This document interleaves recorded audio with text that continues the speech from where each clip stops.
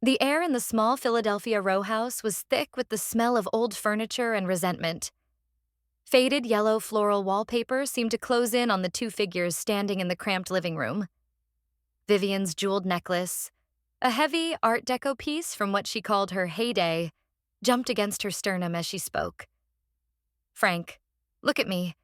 You understand we are at a breaking point." Her voice was like shattering crystal, each word sharp and deliberate. She was a woman carved from cold elegance, with steely gray hair swept into a severe bun, an aquiline nose and lips pressed into a permanent line of disapproval. Frank, her son, seemed to wilt under her gaze.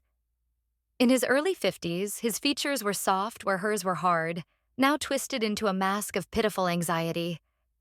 He couldn't meet her eyes, his own darting to a stain on the carpet, to the dusty curtains, anywhere but at her. His hands fluttered uselessly at his sides. "She's my wife, Mom," he mumbled, the protest sounding feeble even to him. "Oh, spare me the devoted husband act." Vivian threw her hands up, the gesture theatrical, a remnant of her years on the stage of the local theater.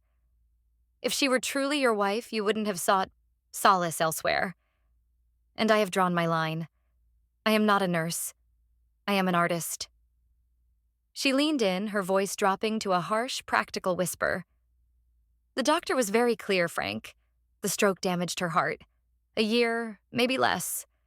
What is the point of this protracted misery?" Frank winced, a flicker of something, guilt, perhaps, crossing his face. Vivian saw it and pressed her advantage, her tone switching to one of calculated, reasonable planning. "The old Spencer place in Vermont. It's just sitting there. It's quiet. The air is clean. It's what her grandmother would have wanted." She paused, letting the sentiment hang before delivering the true coup de grace. "And Frank, when she passes, the inheritance from that side of the family is not insignificant. It could finally pull us out of this rut. We could get a proper place. You could get out from under that awful Mr. Henderson at the insurance office." She painted the future with cold, persuasive strokes. "It's the only logical solution." Frank's shoulders slumped in surrender. He looked past his mother, through the doorway to the hall, where a wheelchair was visible. He gave a faint, almost imperceptible nod. "Okay, Mom. Okay." The next day, suitcases and duffel bags containing Chloe's life were lined up like soldiers in the narrow hallway. Vivian stood over them, a satisfied glint in her eye. From the archway, Chloe watched, silent and still in her wheelchair. At 28, Chloe looked like a ghost of her former self. She had been all vibrant energy and sharp wit, a rising executive assistant at a prestigious law firm with ambitions that stretched far beyond her desk. Now she was miniature and pale, her once bright blonde hair hanging limp. The massive stroke had stolen her speech and her mobility, leaving behind only the haunting, intelligent blue eyes that now took in the scene with mute horror. Vivian caught that look and smiled, a thin, cold stretching of her lips. "It's for the best, dear. Really. The country will be so much better for you than this dreary city." Her tone was sweetly poisonous. While Frank struggled, red-faced and puffing, to carry the heavy luggage down 3 flights of stairs, the elevator in the old building was predictably broken. Chloe sat like a statue of dread. Her knuckles were white where she gripped the arms of her chair. "Frank, darling, must you take all day?" Vivian called from the top of the stairs, her voice echoing in the stairwell. "I told you we should have hired movers." "With what money, Mom?" Frank grunted, heaving a suitcase onto the landing below. Vivian sighed, a dramatic, world-weary sound. "There was a time," she said, not to Frank, but to the dusty air of the hallway, "when I held entire audiences in the palm of my hand. Your father would skip his graduate lectures just to watch me from the back row. To think it's come to this, managing this situation." Her gaze swept over Chloe with pure, unadulterated distaste before she turned and walked back inside. The subject closed. A neighbor, Mrs. Gable, poked her head out of her door. "Oh, going on a trip?" Vivian was instantly transformed. She turned with a radiant, tragic smile. Margaret, hello. No, not a trip, I'm afraid. We're taking our Chloe to a wonderful specialized care facility up in Vermont. Her doctors insist.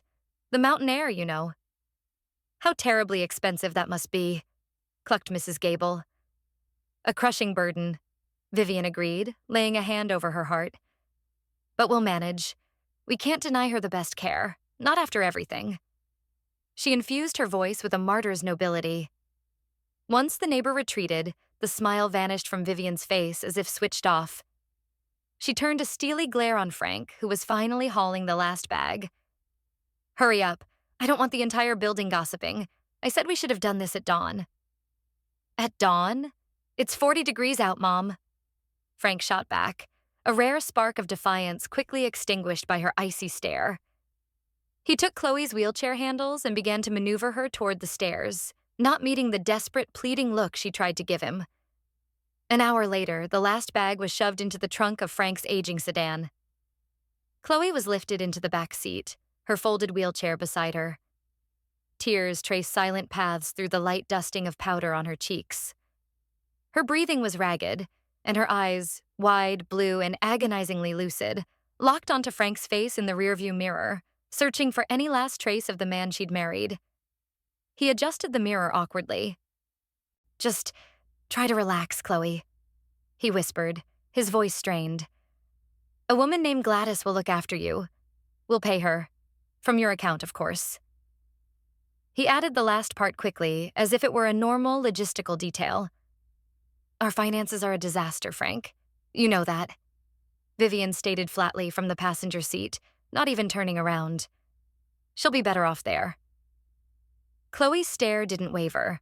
It was a gaze that bore into the back of Frank's skull, seeing through every weak excuse, every lie he told himself. He felt it like a physical heat between his shoulder blades.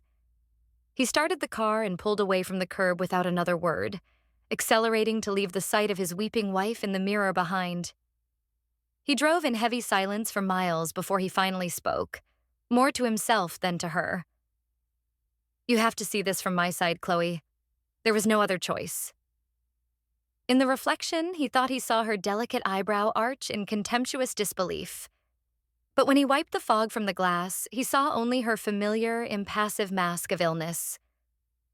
Mom is just trying to do what's right for everyone, he continued, the justification sounding hollow even to his own ears. I can't be a full-time caregiver. I have a job. She's not getting any younger. You'll have peace. You always loved that old house. The words tasted like ash. He fell silent, turning his full attention to the road stretching north toward Vermont, feeling her silent condemnation sear into his back for every mile of the long, shameful journey. The oppressive rumble of Frank's sedan faded, swallowed by the dense pines and rolling hills of the Vermont backroads. In its wake, a profound, ringing silence descended, broken only by the sigh of the wind through the towering evergreens and the distant cry of a crow. Chloe sat motionless in the wheelchair on the warped wooden porch of the Spencer house. Before her stretched a tableau of graceful neglect. The old colonial stood weathered but proud, its white paint peeling like sunburnt skin. The garden was a wild, tangled symphony of late-autumn flora, frost-blackened hydrangeas, rebellious goldenrod, and feathery grasses that stood taller than the porch railing. A rusty weather vane squeaked lazily on the barn roof. For a full minute, she simply breathed. Deep, cleansing drafts of cold, pine-scented air that burned her lungs in the most delicious way. It was the first real breath she'd taken in months. Then, with a grace that belied her months of performance, she placed her hands on the arms of the chair, pushed down, and stood. Her legs, secretly strengthened by clandestine exercises during the few hours she was left alone in Philadelphia, held her firm. She stretched, a long cat-like arc that made her spine pop, and rolled her shoulders, shedding the invisible weight of the helpless invalid. Gladys, the woman Frank had paid, gawked from the dirt path. A bottle of cheap vodka, half concealed in a brown paper bag, hung from her fingers. Her mouth was agape, revealing stained teeth. Well, I'll be a son of a... Gladys. Chloe's voice cut through the crisp air. It was clear, firm and carried the unmistakable ring of authority she'd used in boardrooms. It sounded strange and powerful to her own ears after so long in silence. "We need to come to an arrangement." Gladys just blinked, her brain processing the sight of the walking, talking vegetable. Chloe stepped off the porch, her boots crunching on the gravel. She approached, pulling an envelope from the pocket of her thick coat. "My husband will continue to send you money every month, the exact same amount. You will cash the checks. You will call him every week. You will tell him that my condition is unchanged, that I am frail, silent, and completely dependent on this chair." She tapped the wheelchair with her foot. "You will tell him the mountain air is doing little. Do you understand?" "But you're up." Gladys slurred, her confusion tipping into indignation. "What I am," Chloe said, her blue eyes turning to ice, "is your employer. This," she extracted several $100 bills from the envelope and held them out, "is your signing bonus for discretion. There will be more each month on top of what Frank sends for your reporting services. The alternative is you lose both income streams immediately, and I make a call to the county sheriff about the thriving moonshine operation I'm sure you're involved with down at the creek." Gladys's eyes darted from the money to Chloe's unyielding face. Greed won over astonishment. She snatched the bills with surprising speed. "Ain't seen nothin'. She's poorly. Real poorly." She nodded vigorously, took a swig from her bottle for courage, and stumbled back down the overgrown driveway without another word, disappearing into the tree line. Alone again, Chloe turned back to the house. This time, she saw it not as a prison of exile, but as a fortress. Her fortress. The interior was a time capsule, smelling of cedar, dust, and dried lavender from sachets her grandmother had placed in drawers decades ago. Furniture stood shrouded in white sheets like sleeping ghosts. She moved through the rooms, pulling down covers, sending dust motes dancing in the slanted afternoon light. In the living room, she found a massive stone fireplace. In the kitchen, an ancient but solid cast-iron stove. It was lonely, but it was not hopeless. Her work was interrupted hours later by the headlights of a sleek, mud-splattered SUV crunching up the drive. Stephanie emerged, a vision of urban competence in a designer parka and boots that still managed to look chic. She carried a cardboard box and a laptop bag. "Took you long enough. I was about to start talking to the mice," Chloe said, a real, weary smile touching her lips for the first time. Stephanie dropped the box on the kitchen table with a thud. "Sorry. Had to stop for supplies. Wine, real coffee. A satellite phone because you have the cell service of a tomb." She looked Chloe up and down, her sharp lawyer's eyes missing nothing. "God, it's good to see you vertical. How was the journey?" "Long, humiliating, illuminating," Chloe summarized, unpacking the box to find gourmet groceries, thick blankets, and a new smartphone. "He didn't look back, Steph. Not once." "Then he's exactly the hollow man we knew he was," Stephanie stated, her voice soft but firm. "The doctor is paid and silent. The PI's report and the audio files are all backed up in 3 different clouds. The legal groundwork is set. You are officially a ghost in the system here. Just a woman staying in her family's vacant property." She put her hands on Chloe's shoulders. "The performance is over. Now, what's your next move?" Chloe looked out the grimy window at the vast, darkening forest and the first glittering stars emerging over the mountain ridge. The sheer, intimidating scope of it was terrifying. And yet, "I'm not going back," she said, the decision crystallizing as she spoke the words. "Not to him, not to that city, not to that life. Let Frank and Vivian believe their lie. Let them wait for their payday. She paused, searching for the feeling. "I need to be still. I need to remember who I am when I'm not pretending to be someone else's broken thing." Stephanie nodded, approving. "Okay, then we build a new truth. Starting with getting this place habitable tomorrow. But tonight," she produced a bottle of expensive Cabernet Sauvignon. "We toast to the death of Chloe the victim, and to the very quiet, very secret rebirth of, well, we'll figure out who that is later." As they sat on dusty sheets by the crackling fire she'd managed to build, the silence of Vermont was no longer oppressive. It was a blanket, a shelter.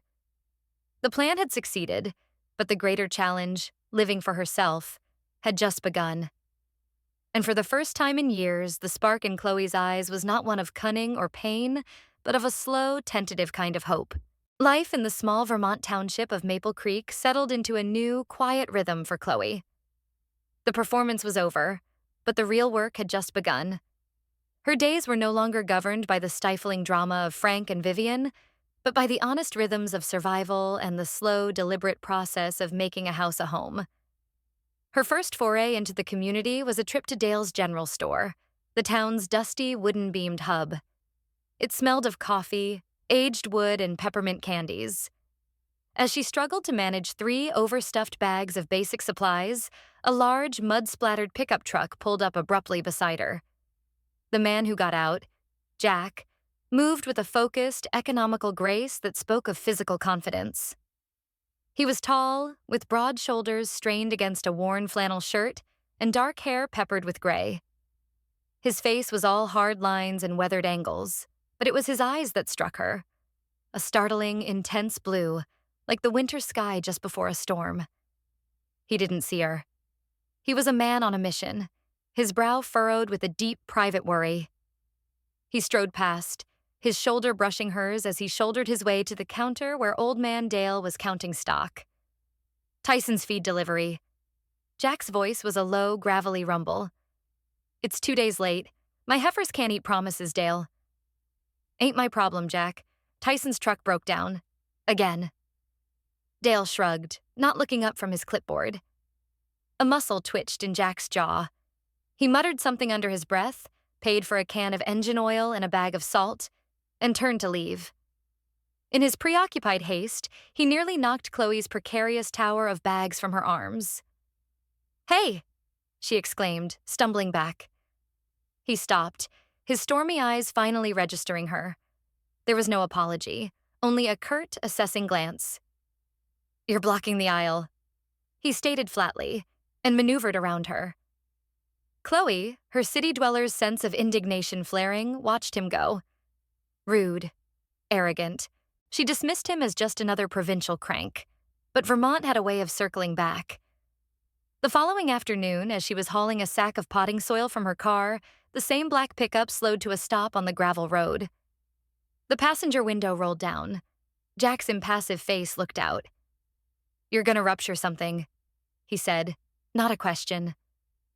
"I'm managing," Chloe replied, her tone cool. He seemed to weigh the hassle of stopping against some internal code of conduct. The code won. He killed the engine, got out, and without a word, took the heavy sack from her hands as if it were a pillow and carried it to her porch. "Thank you," she said, forcing politeness. He gave a single short nod, his gaze sweeping over her overgrown yard, the sagging gutters, the general air of genteel decay. "Place is a lot for one person." "I'm not one person. I'm determined," she shot back. Something faint, almost not there, flickered in his eyes. It might have been amusement. He left without another word. The next morning, she was woken not by city traffic, but by the aggressive growl of a chainsaw. From her window, she saw him in her side yard, methodically clearing a dangerous tangle of deadfall from an old oak. He worked with a brutal, focused efficiency. This wasn't asked for help. It was a statement. Frustrated and touched in equal measure, she made a pot of strong coffee and brought 2 mugs outside. She wordlessly held one out to him. He wiped his brow, shut off the saw, and accepted it. They stood in silence, the steam from the mugs mingling in the cold air. "Why?" she finally asked. He took a long sip. "The widow Spencer was kind to me when I first bought the neighboring land. Drove a pie over when my dad died." He looked at her house. "Seems right." It became an unspoken ritual. He would appear, fixing a section of fence post, patching a hole in the barn roof where shingles had flown off. She would appear with coffee, then sandwiches, then a plate of warm apple muffins she'd baked from a recipe in her grandmother's spidery handwriting. He never stayed long. He never smiled, but he always finished the task. The conversations were sparse, practical. Hinges on that gate are rusted through. I'll pick some up at the hardware store. Get the galvanized steel, not the cheap stuff. One day, he came not to work, but to stand on her porch, his hat in his hands, a look of raw turmoil on his face. Need a second opinion, on paper, if you've got a minute. In the tidy but tense cab of his truck, he handed her a messy sheaf of invoices and bank statements. The farm, Stone Creek Acres, was bleeding money. She saw it instantly. Exorbitant feed contracts from the supplier, Tyson, predatory equipment leases, duplicate charges, a complete lack of basic budgeting. "Jack, this is financial suicide," she said softly, the professional in her snapping to attention. His shoulders slumped, the proud Marine defeated by columns of numbers. "My dad was the farmer. I just kept it going after he got sick. For him. I know cows and tractors, not this. Can I?" she asked, gesturing to the papers. He just nodded. That evening, she showed up at his farm. Not the picturesque red barn kind, but a place of honest struggle. Weathered outbuildings, patched fences, a herd of beautiful but lean Black Angus cattle. In his Spartan, unheated office, she laid out her findings with the clarity she once used for corporate reports. "You're paying Tyson 40% above market rate. This lease for the baler is criminal. You have no line of credit, so you're using high-interest store cards for emergencies." She looked at him. "I can help you fix this, but you have to be willing to make changes, to fight." He listened, his blue eyes fixed on her. He didn't understand the details, but he understood her certainty. He saw the fierce, capable intelligence she'd hidden for so long. "All right," he said, the word a vow. "Show me." Their dynamic shifted. He was still the silent force of nature, clearing fields and calving heifers. She became the strategist in the warm farmhouse kitchen, drafting new budgets, negotiating fiercely with suppliers over his crackling landline, finding alternative buyers for his grass-fed beef. Slowly, the relentless bleeding stopped. A trickle of hope began. One cold, clear night, he drove her to the crest of a hill on his property. Below them, in a valley, sat a beautiful, vacant farmhouse. The old Henderson place, with elegant lines and a wide porch. "Belonged to my CO. Wanted to retire here. Cancer got him first," Jack said, his voice quiet. "Banks selling it. Developers want it. To build condos." He spat the word like a curse. "It's the heart of this valley. Should be a farm." Chloe saw the longing in his profile, etched against the starry sky. It wasn't just about land. It was about legacy, continuity, honor. "We'll get it," she said, the words leaving her lips before she could question them. He turned to her, a true, unguarded question in his eyes for the first time. "We?" She met his gaze, the vast, quiet certainty of Vermont solid beneath her feet. "Yes," she said. "We." The partnership was no longer just about fixing a failing business. It had become a shared dream, built in the silent spaces between their words, in the respect forged over spreadsheets and fence posts, and in the quiet understanding that they were both, in their own ways, rebuilding something broken. The peace Chloe had found was no longer passive. It was fertile ground, and for the first time she dared to imagine something growing there. The partnership between Chloe and Jack deepened with the turning seasons. What had begun as a financial rescue mission for Stone Creek Acres had blossomed into a true joint venture, and something far more personal. In Jack's quiet, steadfast presence, Chloe found a peace she'd never known. In her sharp mind and unwavering belief, Jack found not just salvation for his farm, but a reason to envision a future larger than daily survival. The old Henderson place, the beautiful vacant farmhouse on the hill, became their shared compass. One evening, over maps and soil reports spread across Chloe's kitchen table, she made a decision. "The inheritance from my grandmother's trust finally cleared," she said, her voice calm but resolute. I'm not putting it in a bank for Frank to eventually sniff out. Jack looked up, his blue eyes wary. Chloe, that's your money. Your fresh start. It is, she agreed. And my fresh start is here. With this. She tapped the surveyor's map of the Henderson property. I'm buying it. Not just for you. For us. As equal partners. We'll transfer the deed into a newly formed LLC, Stone Creek and Spencer Holdings. You contribute the adjacent grazing land. I contribute the capital. We expand the herd. We restore the house. We build the operation your father dreamed of. He was silent for a long time, a storm of emotion in his eyes. Pride, fear, overwhelming gratitude. He reached across the table, his calloused hand covering hers. No grand declaration followed. Just a single hoarse word that meant everything. Okay. The purchase sent a quiet ripple through Maple Creek. The city girl wasn't just dabbling. She was putting down roots deeper than anyone imagined. As contractors began restoring the grand old farmhouse, a different, more private renewal was happening within Chloe. The constant low-grade nausea she attributed to stress finally prompted a trip to a clinic in the next county. The result was a small plastic stick with 2 clear lines. Sitting in her car, the Vermont mountains sprawling before her, she felt not panic, but a profound, terrifying rightness. She told Jack that night, standing on the hill overlooking their 2 properties merging into one. He said nothing, simply pulled her into an embrace so tight and long that it conveyed more than any speech ever could. Their new world was almost complete. Almost. A year to the day after he had left her on the porch, Frank's battered sedan crawled up the dirt road to the old Spencer house. Vivian's incessant nagging. What if she's already dead and that drunkard has stolen the inheritance? What if she's recovered? Had finally pierced his layer of willful ignorance. He expected decay. He expected to find a grieving Gladys, or a for sale sign, or a decaying cottage holding only sad final paperwork. He did not expect the new, sturdy fence. The neatly trimmed lane leading not to the Spencer house, but further up the hill to a magnificent, freshly painted farmhouse he'd never seen before. His confusion curdled into a dark suspicion. He drove up, his heart pounding with a messy mix of dread and greedy hope. Before he could knock, the front door opened. Chloe stood there.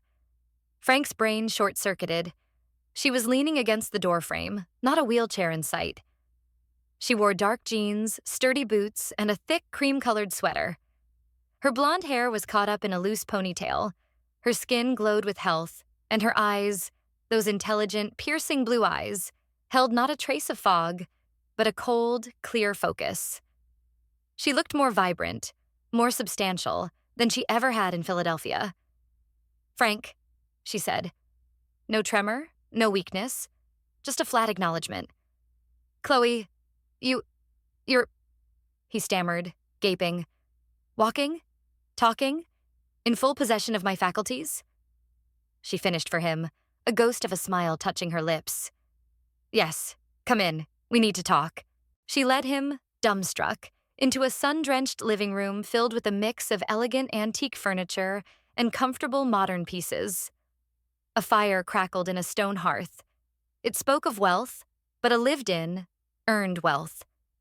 It was his worst nightmare rendered in beautiful, tasteful detail. What is this? He finally managed, his voice rising in hysteria. What scam is this? That doctor said you were dying. The doctor was a friend of Stephanie's, Chloe said calmly, settling into an armchair. He provided a diagnosis for a fee. You and your mother were so eager to believe it, you never sought a second opinion. You just packed me up.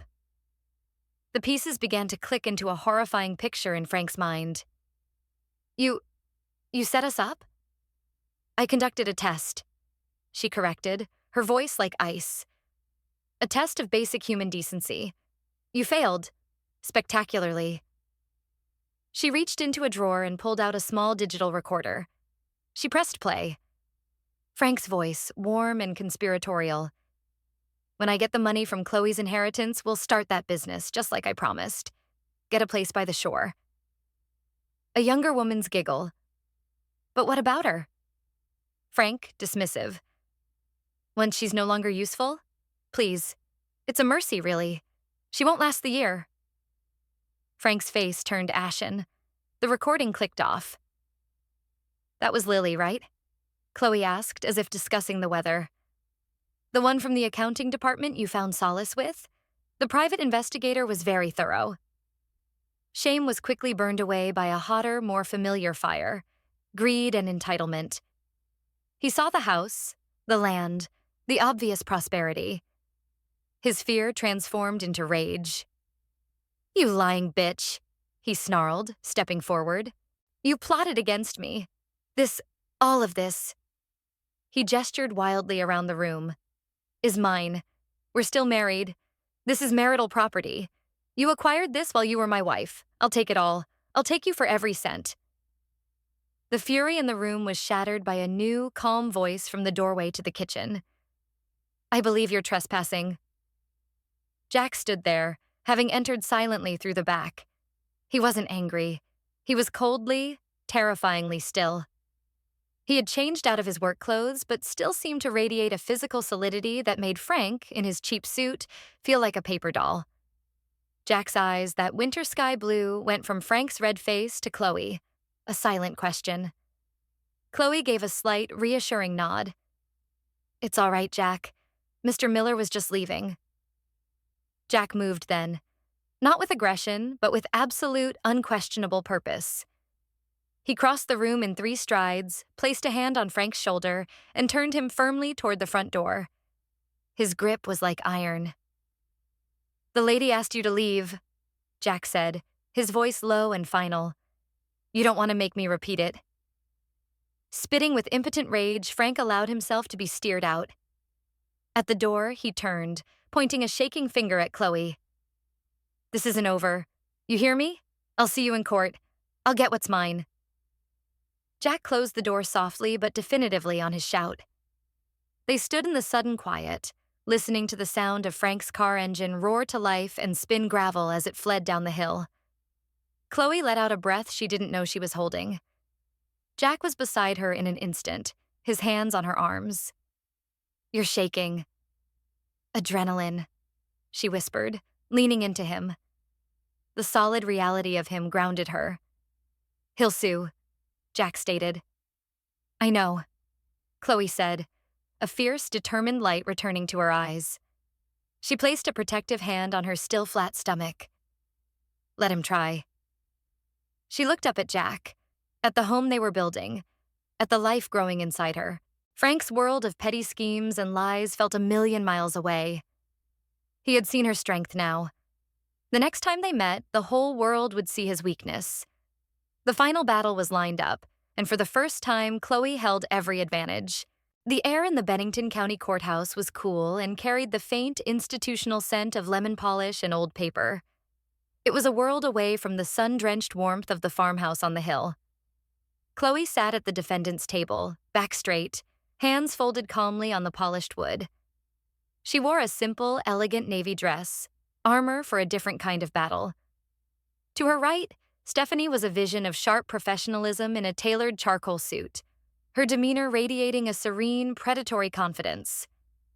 In the first row of the public gallery, Jack sat, still and watchful as a mountain, his presence a solid anchor. At the plaintiff's table, Frank fidgeted, his cheap suit looking rumpled. Next to him, his lawyer, a Mr. Dobbs, had a perpetually sour expression and a comb-over that defied gravity. Vivian, in a dramatic black hat better suited to a royal funeral, sat directly behind them, her face a mask of affronted dignity. Judge Wilkins, a stern woman with intelligent eyes behind wire-rimmed glasses, called the court to order. This is the matter of Miller versus Miller. Mr. Dobbs, you may proceed. Dobbs laid out Frank's case with wheedling sympathy. His client, a devoted husband, had been monstrously deceived. The properties acquired in Vermont, the grand farmhouse and the thriving agricultural operation, were clearly funded with marital assets and constituted joint property subject to equitable division. Stephanie rose for the defense. Her opening statement was a scalpel. Your Honor, this isn't a case about marital property. It's a case about premeditated abandonment and fraud. My client was discarded by Mr. Miller based on a lie he was desperate to believe. What he calls marital assets are the fruits of my client's solitary labor and inheritance, pursued only after he left her for dead in a derelict house. The battle was joined. Dobbs called Frank, who painted himself as a concerned, misguided husband. He called Vivian, who delivered a performance worthy of her former stage, weeping into a lace handkerchief about her shattered heart and the burden of care she had borne. Then Stephanie began her dissection. Your Honor, I would like to play Exhibit A. The digital recorder's click echoed in the silent room. Frank's voice, cozy and conspiratorial with his mistress, filled the space. His callous dismissal of Chloe as a soon-to-be-resolved inconvenience laid bare for the court. Vivian's dramatic weeping turned to rigid, horrified silence. Frank looked at the floor. I enter into evidence the full report from Investigator Collins, Stephanie continued, documenting Mr. Miller's 2-year affair with Lily Schreiber. Dobbs objected, was overruled. The foundation of Frank's devoted husband narrative crumbled to dust. Then came the financial masterstroke. Stephanie displayed bank records. These show that the funds used for the down payment on the Henderson property came from a trust in Chloe Spencer's name, activated after her separation from Mr. Miller.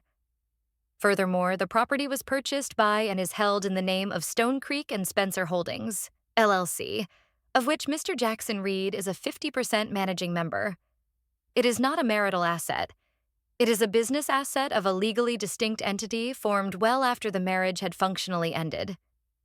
Dobbs spluttered about commingled funds and intent to dissipate assets, but his argument sounded thin and grasping against Stephanie's forensic precision. Then she delivered the counterpunch. However, Your Honor, if we are to discuss the equitable division of assets acquired during the marriage, we must look at all assets. The plaintiff's townhouse in Philadelphia's Society Hill was inherited, yes. But these invoices and bank transfers, she presented another folder, prove that an $85,000 renovation to that property, a new kitchen, updated plumbing, hardwood flooring, was paid for entirely from my client's personal savings account in the year prior to her illness. That investment substantially increased the property's value. We are therefore filing a counterclaim for a 1/3 interest in the current appraised value of that townhouse, representing my client's investment in what is otherwise the plaintiff's separate property. Frank's head snapped up, his face a picture of dawning horror. He had come to take what he thought was hers, and in doing so, had opened the door for her to claim a piece of what he considered unquestionably his. The gavel cracked. Judge Wilkins removed her glasses, her gaze sweeping over Frank and Vivian with unmistakable distaste, before settling on Chloe with something akin to respect. This court has heard ample evidence of bad faith on the part of the plaintiff. The claim that the Vermont properties are marital assets is not supported by the facts or the timeline. The counterclaim, however, has merit. The plaintiff benefited substantially from the defendant's separate funds. She pronounced her judgment with clear, cold finality. Frank's petition for a share of the Vermont estate was dismissed with prejudice. Furthermore, he was ordered to either buy out Chloe's 1/3 interest in the Philadelphia townhouse at the current market value or list the property for sale, with 1/3 of the net proceeds to be paid to her. He was also ordered to cover a significant portion of Chloe's legal fees. Vivian let out a small, choked sound. Frank looked hollowed out. All his greed and bluster evaporated, leaving only the shell of a defeated man. As the judge adjourned the court, he didn't look at Chloe.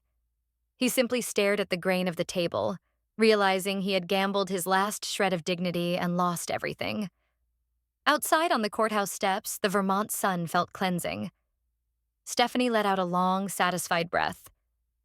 Well, that was cathartic. Jack stood close to Chloe, his hand a reassuring pressure on the small of her back. He hadn't said a word throughout the entire proceeding, but his presence had been her shield.